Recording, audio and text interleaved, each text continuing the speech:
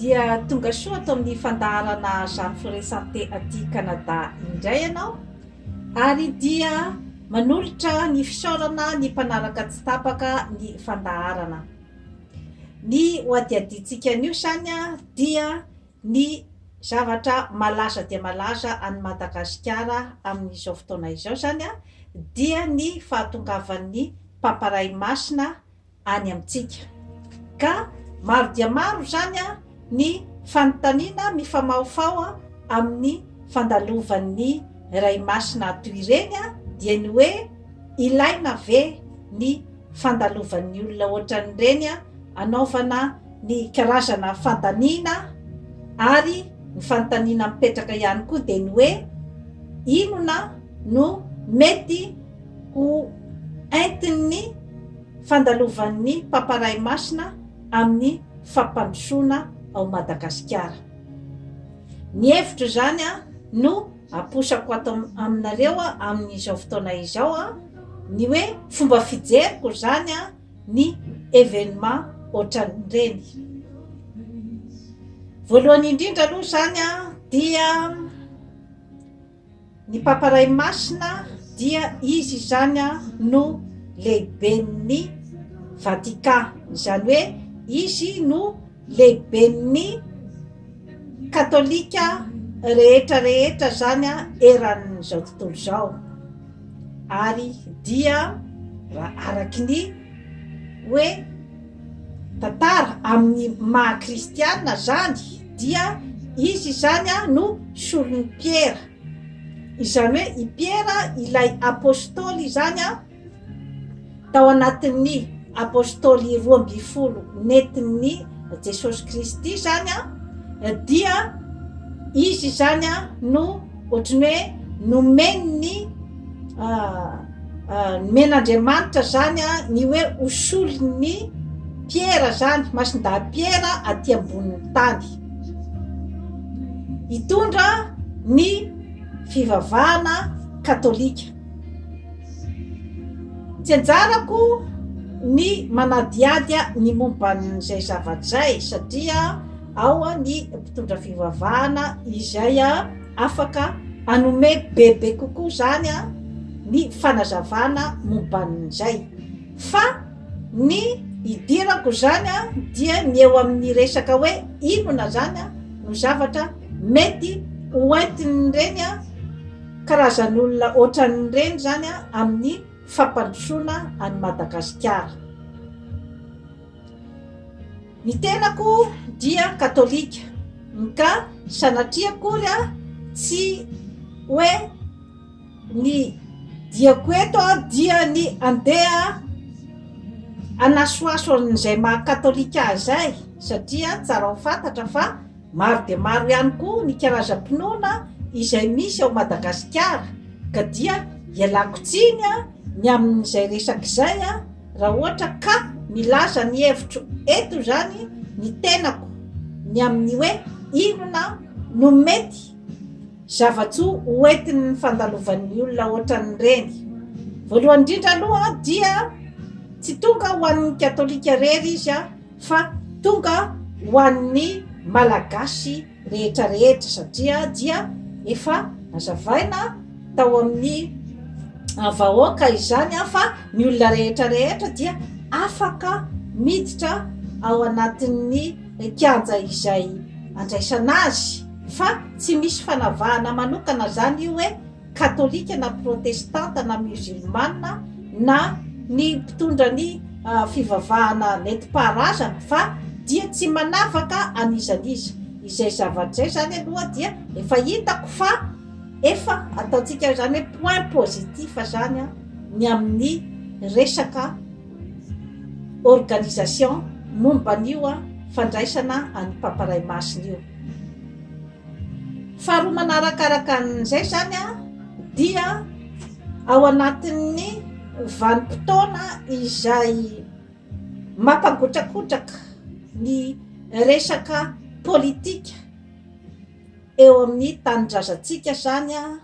isika malagasy amin'izao fotoana izao, ka ao anatin'izany fisavorovoriana izany zany dia everiko fa tokony isy ihany zany ny hoe ray aman-dreny am-panahy izay mety ametraka zany ny fanelanelanana ny amin'izay karazana fisavoritahana izay angamba mety hitondra any amin'ny filaminana, mety hitondra any amin'ny marimaritra iraisana, mety hitondra any amin'ny tsaratsara kokoa satria araky ny efa averiko eto foana amin'ny fandaharana Jeanne Forest Santé dia telo ny zavatra mitondra antsika olombelona dia ny vatana, ny saina ary ny fanahy. Tsy misaraky ireo telo ireo mba hahatonga an'izany ataontsika hoe olombelona iray. Eka natao ara hoe misy ny saina matsilo sy mahatakatra zavatra maro ary manana ny fahaizana ambony dia ambony. Misy ny atao hoe vatana tomady, rehefa tsy ao ny ara-panahy dia somary mampametra-panontaniana ihany. Araky ny tenin'ny filozofa iray atao hoe Rabelais dia ny hoe science sans conscience ozy izy n'est que ruine de l'âme. Izany hoe raha ohatra ka fahaisana zany tsy araha-pahendrena ozy izy zany dia somary mandeha any amin'ny ataontsika hoe zany hoe faravan'ny maha-olombelona zany. Ka ilaitsika dia ilaitsika amin'izao vanim-potoana zao ny mijery bebe kokoa ngambany ny amin'ny ataontsika hoe resaka ara-panahy satria dia efa naveriberiko eto foana amin'ny fandaharana Jeanne Forest Santé fa manana ny rehetrarehetra isika andehanana amin'izany ataontsika hoe fampandrosoana izany, andehanana amin'izany atao hoe faboroboroboana ara-toekarena izany, fa ao amin'ny lafiny ara-panahy ao zany ao zany aloha zany no mbola mila jerena akaiky dia akaiky. Ka samy manana ny manandrify azy daholy ny ataontsika hoe karazana fampandrosoana rehetra. Misy ny fampandrosoana ny amin'ny lafiny ara-tsaina dia ny fampandehanana ny teknôlôjia sy ny sisa sy ny sisa. Misy ny fampandehanana ny lafiny ara-batana dia ny fikojanao ny fahasalamanao, ny fihinanana sakafo ara-pahasalamana, ny fanaovana ny fanatanjahantena ary ao ihany koa ny tsy maintsy fikojana ny lafiny ara-panahy izay samy manana daholy ny mpitsabo azy ireo karazan-javatra ireo. Ka amin'izao fotoana izao zany dia ny ataontsika hoe tena ambony amin'ny lafiny fitsaboana ara-panahy angamba zany no ho tonga ao Madagasikara zany mba hampihiratra angamba ny masom-panahy antsika malagasy ny amin'ny hoe mila amin'izay fanatonana ara-panahy izay isika malagasy vao zay vao mety andeha any amin'ny tsaratsara kokoa, any amin'ny fampandrosoana. Inona moa izay atao hoe fampandrosoana ilana ny lafiny ara-panahy izay? Satria ananatsika ny manam-pahaizana, ananatsika ny arena rehetra rehetra na ny ambonin'ny tany na ny ambanin'ny tany na ny anaty ranomasina. Ananatsika ny olombelona izay afaka hiasa fa aiza ny olana ao amin'ny fampandrindrana an'izay zavatra rehetra rehetra izay dia ny eo amin'ny lafiny ara-panahy. Ka ny fanantenana zany ny amin'ny fandalovan'ny ray aman-dreny ara-panahy ohatran'ireny dia ny mba ampisokatra ny masom-panahy ny olombelona rehetra, ny malagasy rehetra, tsy akanavaka io, na ny mpitondra na ny vahoaka entina, dia mila misokatra daholo ny masom-panahy amin'izao fotoana izao, satria ataoko angamba fa tsy fotoanan'ny fiemorana intsony izao fotoana izao, fa efa fotoanan'ny fikarohana, hoe ahoana no atafavoahana an'ity fahatrana magitsikitsika ity, ka tsy apetraka amin'ny mpitondra rery izay fisokafan'ny masom-panahy izay, fa amintsika vahoaka ihany koa izay tokony hiezaka ny tsirairay hijery ny hoe inona no anjara biriky tokony hoentiko amin'ny fampandrosoana ny Madagasikara, dia metomboka ihany amin'ny fikojanao ny vatana, ny saina ary ny fanahy, satria ao anatin'izay fikojanao an'izay no hampisy ny saina matsilo ao aminao, ka mety ahitanao hoe aiza marina ny lalana mazava tokony hizorako ahafahako manatsara ny fiainako, satria raha ny hoe zo amin'ny maha olombelona zany no resahantsika, dia efa feno ve zay ao Madagasikara ny zo fototra amin'ny maha olombelona izay tanisaiko anareo eto, dia ny mihinana ara-dalàna, ny mandeha any an-tsekoly ny ankizy, ny afaka mividy ny ataontsika hoe zany hoe ny kojakoja izay kojakoja fototra ampiasaina amin'ny maha olombelona, dia ny fananany ny ataontsika hoe zo hotsaboina ohatrin'ny olombelona rehetra rehetra. Efa feno ve zay ao Madagasikara, kanefa izay dia azo lazaina fa zo fototra zany amin'ny maha olombelona eto ambonin'ny tany. Ahoana nefa ny ahatongavana amin'izay zavatra zay, dia izay kosa ngamba tsy apetraka amin'ny vahoaka tsirairay hoe ianareo ny tokony hiezaka, ianareo ny tokony hivavaka mafy mba azahoanareo an'izay zo fototra zay. Zay kosa aloha zany dia apetraka etoana fa azo lazaina fa tsy marina, fa miankina amin'ny mpitondra ny ahafahan'ny ray tanindrazana iray ahazo amin'izay zo fototra zay, ary io dia tokony hoe malagasy tsy akanafaka zany no mahazo an'ireo zo fototra no teneniko teo ireo,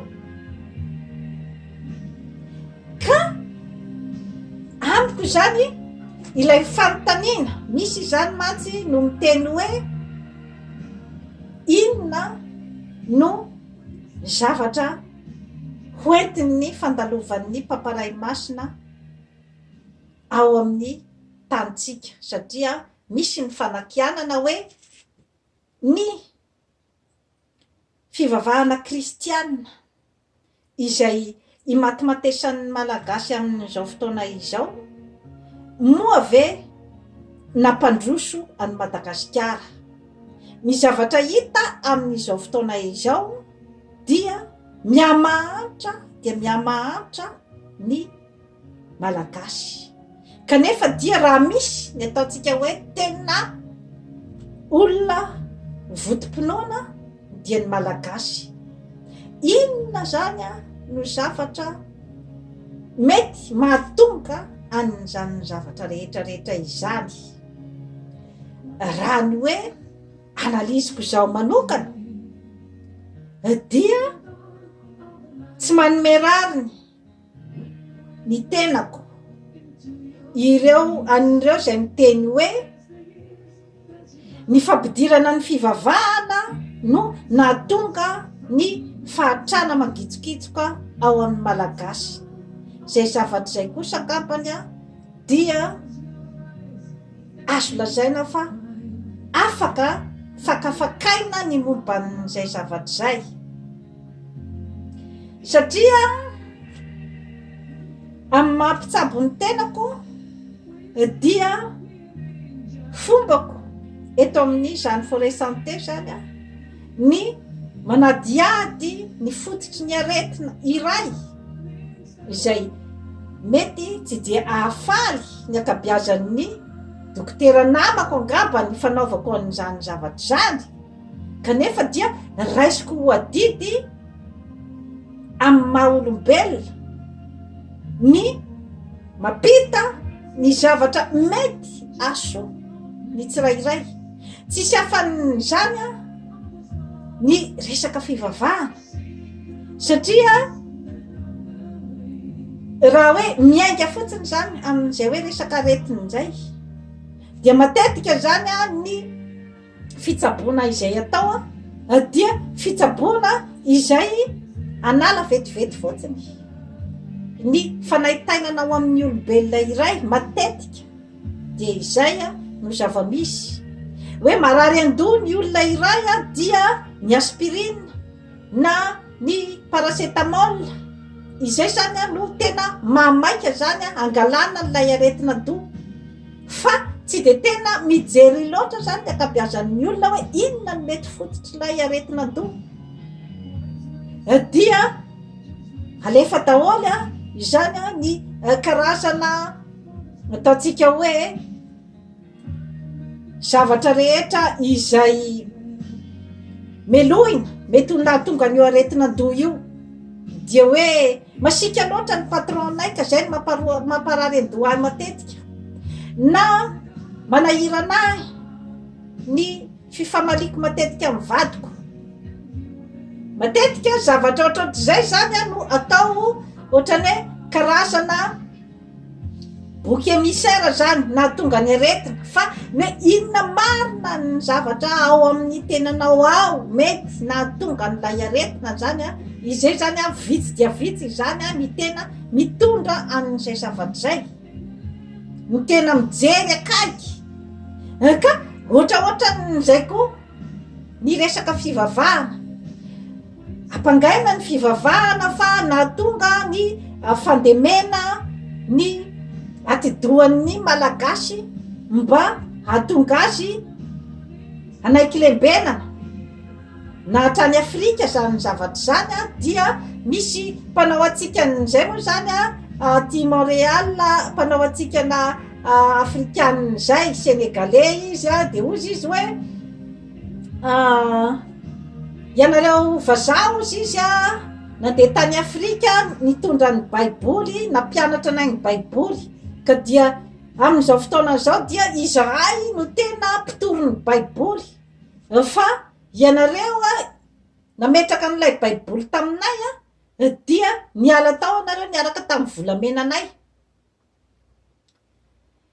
Diso zato isan-jato ve izay fomba fijery zay, misy mamarina azy izay teniny zay, kanefa kosa tsy afaka ilaza zato isan-jato kosa fa ilay baiboly nentiny dia tsy nisy zavatra, tsy nisy nanova ninninona tamin'ny fiainan'ny olona izay nitoriana azy. Zay kosa aloha zany amiko dia azo lazaina ihany fa hoe tsy mitombina, ny hoe tsy mba nisy zavatra nentiny mihitsy ny resaka baiboly. Marina fa olombelona no mikirakira n'io zavatra rehetrarehetra io. Tonga tao amintsika ny mpanjanaka dia nisy ihany koa ny hoe inona ny tanjona izay tiany hotratrarina nahatongavany tao, ary inona ny stratégie nentiny mba hahafahany maka izay zavatra tiany ho alaina ao aminao. fa mitondra ihany kosa izy ny ataontsika hoe ny civilisation namboatra kosa izy ny lalana, namboatra ny reny trano, mitondra ny sekoly ary mitondra ihany koa ny baiboly. Ka me ny zavatra tsara izay nentiny angamba tsy tokony ampifangaroantsika kosa ny amin'ny hoe zavatra tsy nety izay nataony, satria ny fivavahana kosa dia nampianatra ny olona ny ataontsika hoe zany hoe ny karazana hoe misy fefy ny fiainana zany, misy fefy tsy azo iorana zany hoe mametraka karazana discipline zany ara-panahy amintsika olombelona, satria rehefa tsy misy an'izay discipline ara-panahy izay dia izay le hoe samy manao zay tiany atao, izay ny atao hoe miaina ao anatin'ny la jungle zany le roi de la jungle manao zay tiany atao. Fa rehefa mba misy kosa mipetraka zay resaka hoe ara-panahy izay, satria raha oariko zao ny amin'ny hoe développement personnel izay alefako eto ohatra, tsy ny rehetrarehetra no hoe atakatra ny zavatra rehetra izay teneniko eto, kanefa kosa hoe ny développement personnel ve no andeha ohatra hoe hotorinao amin'ny olona any ambanivohitra izay ataontsika hoe tsy ampy fahaizana be loatra ohatra, ataoko angamba fa moramora kokoa ny miteny amin'ny zareo amin'ny alalan'ny fivavahana, ny hoe aza mangalatra, aza mamono olona, manajary fifankatiavana, satria ireny zavatra rehetrarehetra ireny dia zavatra pozitiva izay iverina aminao izay mampiasa azy. Ka amiko zany hoe fitaovana izay nentina hitaizana ny olona ara-panahy ilay izy, fa saingy isika olombelona ngamba no mety hoe nanova ny hoe tena zavatra tadiavina ao amin'ny fivavahana amin'ny maha olombelona tsika izay. Tsy misy olombelona tonga lafatra, ka ny fahakingan-tsain'ny olombelona no natakatra hoe ohatrany samy mpanota daholo sika olombelona rehefa taony kaonty, fa misy hery hafa ny olombelona ihany ange no nahatsapan'izay hoe misy hery hafa izay tsy takatry ny saitsika, izay tsy hita maso. Io hery hafa io dia samy manana ny azy arakaraky ny finoany. Ka ny any katolika zany azy dia ny hoe Andriamanitra no hery ambony indrindra. Rehefa misy zany ny zavatra tsy voavahantsika olombelona, tsy takatry ny saitsika olombelona, dia apetraka eo aminy, satria arak'izay voalazako teo zay ny hoe isika olombelona rehetrarehetra dia nahatsapa fa tsy samy tsy misy lavorary, kanefa kosa mba ampisy ny discipline eo amin'ny fiarahamonina sy amin'ny fomba fiainana dia napetraka izay ataontsika finoana ny hery ambony izay. Ka na ny lafiny ara-tsiantifika ara dia mametraka tsara ny hoe rehefa natao izy ny fikarohana, indrindrandrindra zany aty amin'ny tany vaventy ohatran'ny Amerika Avaratra, dia tsy ahitana ny karazana arerahan-tsaina na dépression nerveuse firy ozy izy, na ny ataontsika ny adalàna mihitsy ara zany ny areti-tsaina amin'ny olona izay mivavaka, fikarohany zany,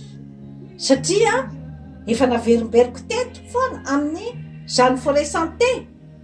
fa izay zavatra nampidirinao tao anatin'ny lohanao sy any amin'ny atim-panahinao mandeha mikorina any amin'ny vatanao ihany izay ihany no andeha hivezivezy ao amin'ny sainao sy ny fanahinao ary misy fiatraikany any amin'ny vatanao.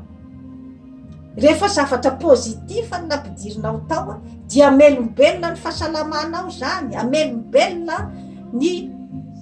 sainao sy ny vatanao ary mahatonga anao hihinana ny sakafo ara-pahasalamana araky ny tokony ho izy, ahatonga anao salama, atsilo saina. Fa raha ohatra ka zavatra negativa mikorotana no nampidirinao tao, toy ny fahakalana, ny fialonana, ny karazana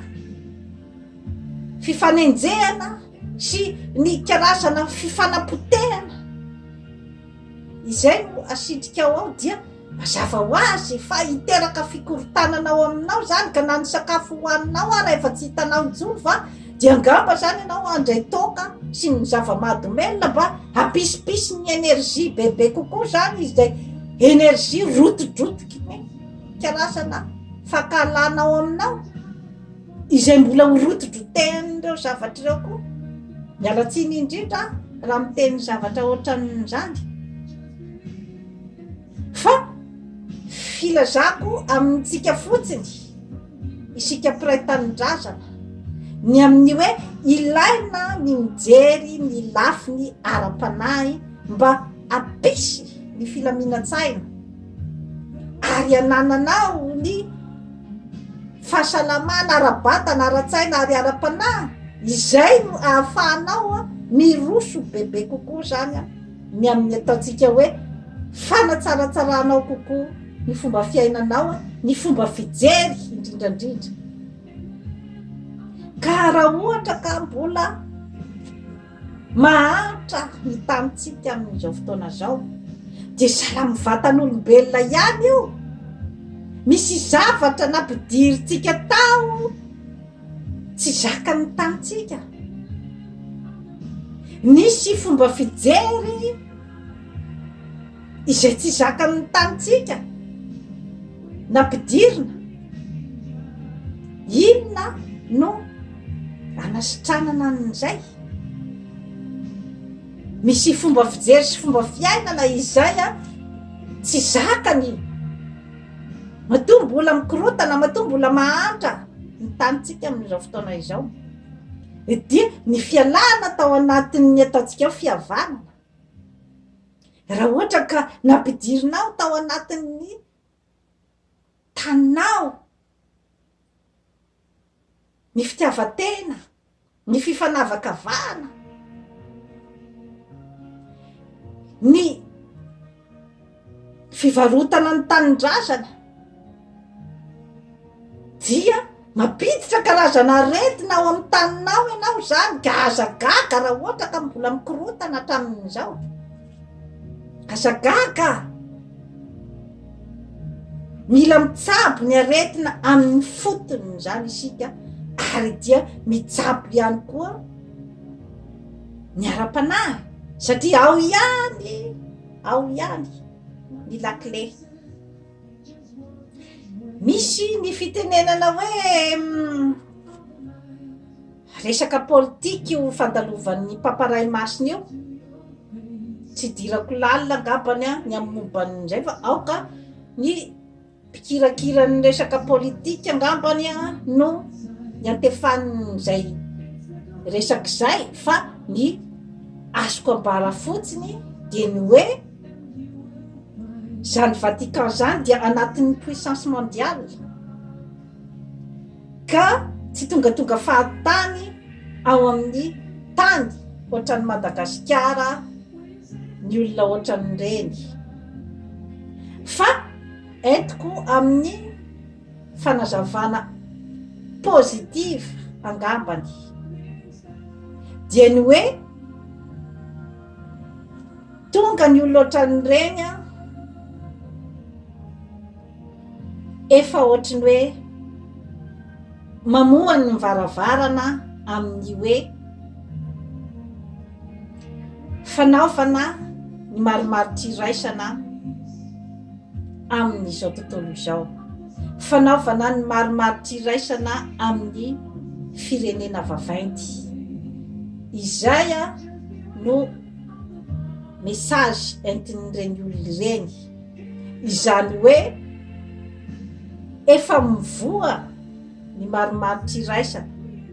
fa any aminareo ny baolina. Zay ny dikany, efa mivoa ny maromaro tiraisana, efa te hiditra zany izao tontolo izao amin'ny hoe maromaro tiraisana, gagnant-gagnant. Fa any amintsika ny baolina, ka raha ohatra ka mbola iziriziry zany ny amin'ny hoe resaka fitiavan-tena, mbola iziriziry zany ny amin'ny hoe resaka tsy fandrindrana ny fiarahamonina, iziriziry tsy hiditra amin'ny fampiavana-pirenena, dia izay ny afatra tiany olona ohatra n'ireny ho tenenina ny hoe tongeto anome karazana tsodrano ny taninareo satria tany masina io Madagasikara io, na tiatsika na tsy tiatsika dia tany masina io. Fa any aminareo ao le fitenenana hoe aide-toi et le ciel t'aidera. Zay angamba no azoko lazaina ny amin'ny fandalovana ny mpamparay masina. Tsy izy akory nitondra ny ataontsika eo mirakla. Mila miasa isika olombelona, mila mikaon-doha isika malagasy ny amin'ny hoe ahoana ny atafavoahana. Mila mijery akaiky ny mpitondra ny amin'ny hoe ahoana no tena ahafahako mampandroso an'ity Madagasikara ity. Mila mikaon-doha ny malagasy tsy akanavaka ny amin'ny hoe ahoana ny tantanana, ny arena mba ho tombontsoan'ny malagasy tsy vaky volo, mba hihinana daholo ny malagasy. Zay kosa angambany no ataoko hoe karazana enerzia izay andrasan'ny tanitsika, izay mandeha amin'ny tokony ho izy izay. Izay ny ilain'ny vatan'ny tanitsika izay mandeha amin'ny tokony ho izy izay. Izay no ilain'ny mpianakavy ny hoe mitovy tantana daholo ny tondrana ny zanaka ao an-tokantrano, tsy misy tompo sy ala, tsy misy zaza